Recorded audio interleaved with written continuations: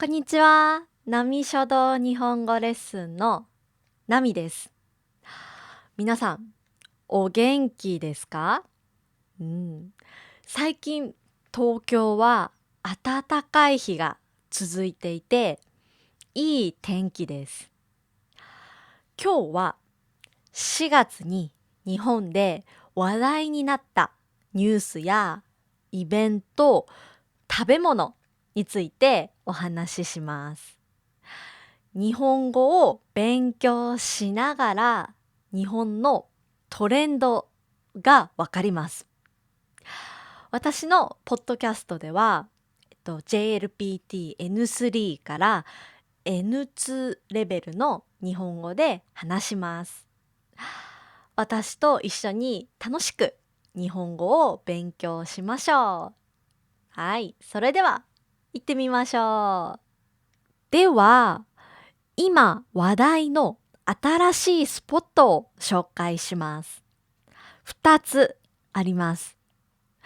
どちらも古いものと新しいものが混ざっているのが特徴です。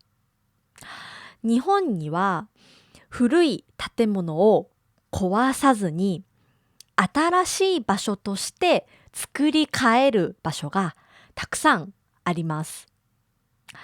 今月特に注目された場所を私と一緒に見ていきましょう。はい。まず一つ目は奈良県にある星のや奈良監獄です。うん、皆さん監獄という言葉を知っていますか？うんうんうん。N3 ではよく刑務所と言いますね。これは悪いことをした人が入る場所です。もともと100年以上前に作られた古い刑務所が4月にとても豪華なホテルとして新しく生まれ変わりました。うん、そもそもなぜ刑務所がホテルになったんでしょうか？うん、それはこの建物がとても美しいからです。赤いレンガで作られていて、まるでなんかヨーロッパにあるお城のようなデザインです。歴史的にとても価値があるので、壊すのはもったいないと考えられました。うん、面白いのは客室、つまり泊まる部屋です。もともと囚人、捕まった人が入っていた独房、つまり一人の部屋を3つつなげて1つの部屋に作り変えました。天井が高くて窓がとても高い場所にあります。これは囚人が逃げられないようにするためです。でも今はそこからきれいな光が入ってきます。そんな厳しい歴史を感じながら最高級のサービスを受けることができる。はい。このギャップが人気の理由です。うん、皆さんもぜひ機会があったらこの監獄のホテルに行ってみてください。はい。2つ目は横浜にオープンしたワンダリア横浜という場所です。はい。ここは歴史的な建物じゃなくて、最新のテクノロジーを使ったデジタルアートの施設です。うん、横浜の古い港の近くに新しいエンターテイメントが誕生しました。そこはただのエンターテインメント施設ではありません。自分が体を動かすと壁にある映像や光が一緒に動きます。例えば私が歩くと私の足元に花が咲いたり光の魚が集まってきたりします。まるで自分がアニメや映画の世界に入ったような気持ちになれます。最近の日本のレジャーでよく使われる言葉に没入感があるという言葉を使います。はい。没入感とはその世界の中に深く入って周りのことを忘れてしまうくらい集中するということです。このワンダリア横浜では最新のプロジェクションマッピングによって最高のアート体験を楽しむことができます。はい。歴史ある建物をホテルにした奈良監獄と最新技術で新しい世界を作るワンダリア横浜。皆さんはどちらに行ってみたいですか？はい。古い歴史を感じたい人は奈良へ、新しい日本を体験したい人は横浜へ、はい、ぜひ皆さんも行ってみてください。はい。では次は4月に話題になったニュースについてお話しします。皆さんは日本で自転車に乗ったことがありますか？実は今月2026年4月から自転車のルールが大きく変わりました。はい。これまでは、自転車で少しルールを破っても警察官に気をつけてくださいねと言われるだけのことが多かったです。なんですけど、最近は自転車の事故が増えていて、とても危険な状態でした。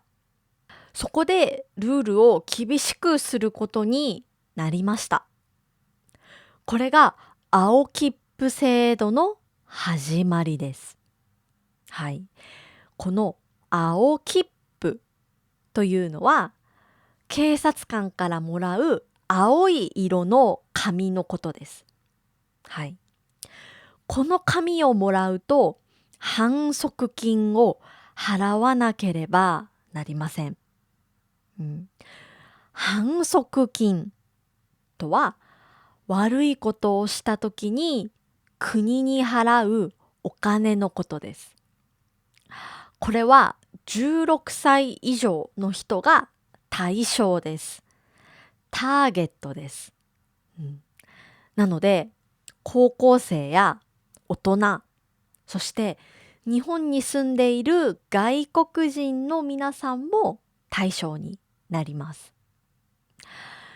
今まではひどいルール違反をすると赤切符といってすぐに裁判所へ行くような厳しい手続きが必要でした。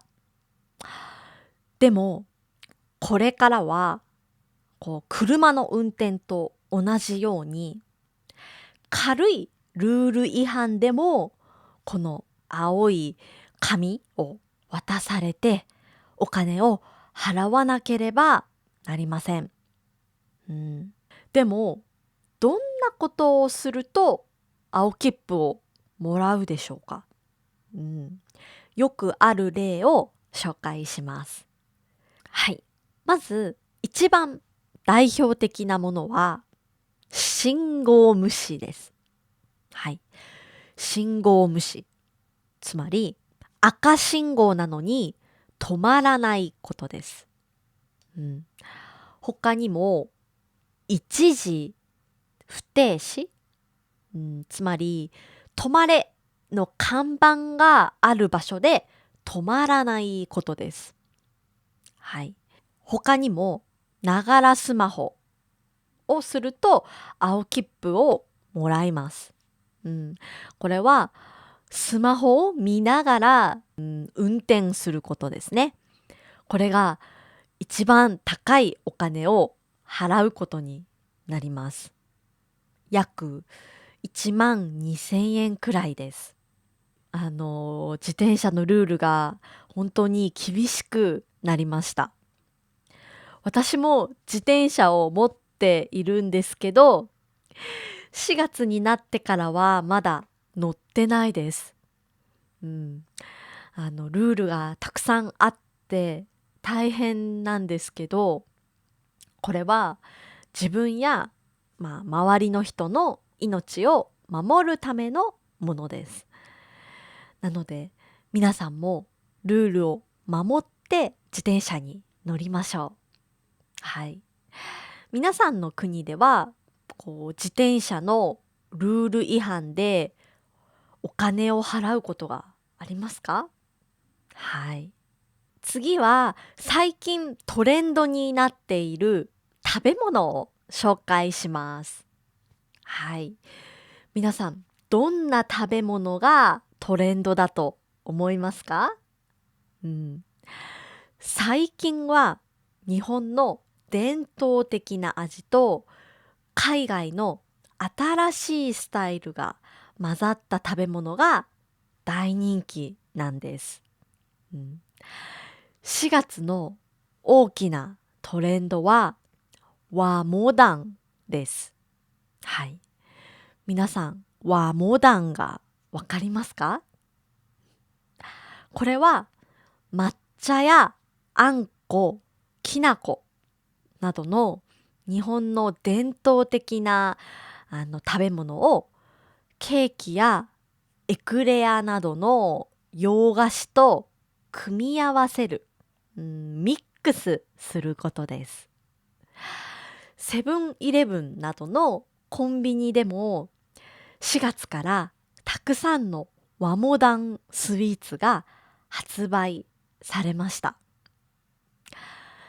例えば抹茶のエクレアの中にキャラメルやコーヒーのクリームが入っているものがあります。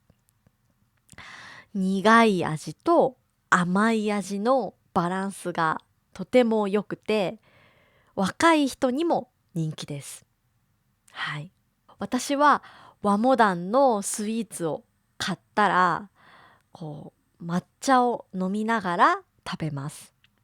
最高の時間です。うん、皆さんは日本のあんこや抹茶は好きですか？次に日本で流行っている食べ物はビリヤニです。はい。皆さん、ビリヤニを食べたことがありますか？これはインドやパキスタンの炊き込みご飯です。つまりお米を味付けして焼いたものです。どうしてこのビリヤニが流行っていると思いますか？以前は珍しい料理だったんですけど、今はスーパーやコンビニのレトルト、つまり温めるだけの商品でも簡単に買えるようになりました。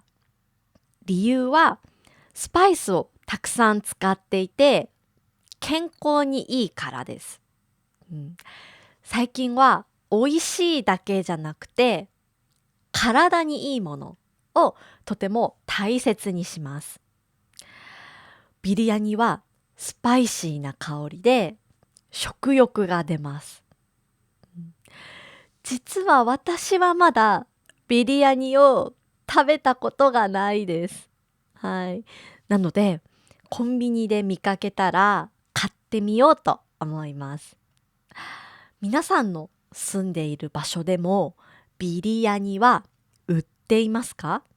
うん、もし食べたことがある人はコメントで教えてください。はい。次は4月に話題になったエンターテインメントについてお話しします。4月は新しい映画やアニメが始まる時期で、ファンにとっては一番忙しくて楽しい1ヶ月です。特に注目されている2つの話題をお話しします。はい。まず4月24日に日本で公開された映画、マリオの最新作です。はい。前回の映画も、世界中で大ヒットしたんですけど、今回は宇宙が舞台になっています。マリオやルイージ、ピーチ姫などが星空を冒険する物語です。はい。この映画のすごいところは老若男女に愛されていることです。はい。発音が難しいですね。老若男女とはお年寄りから若い人、男性も女性もすべての人という意味です。マリオはもう40年以上前からあるゲームなので、お父さんやお母さん、そして子供まで、家族みんなで映画館に見に行く姿がよく見られます。映像がとてもカラフルで、見ているだけでワクワクします。皆さんの国でもマリオの映画は公開されていますか？うん。次にアニメの話をしましょう。はい。日本では4月にアニメの番組が新しく入れ替わります。うん、これを改編期と言います。はい。4月は改編期の時期です。今月もたくさんの新しいアニメが始まりましたが、特に SNS で話題なのが2つあります。1つ目は、とんがり帽子のアトリエです。魔法使いを目指す女の子の物語なんですけど、とにかく絵が、美しいです。日本のアニメ技術は本当にすごくて、一瞬一瞬、一秒一秒が、絵画のようです。はい。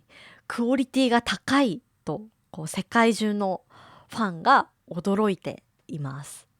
二つ目は、ドロヘドロシーズン2です。はい。これは、数年前からファンが待っていたアニメの続き、つまり続編です。このように数年ぶりに新しいアニメのシリーズが始まると SNS ではそのアニメのキャラクターの名前でいっぱいになります。はい。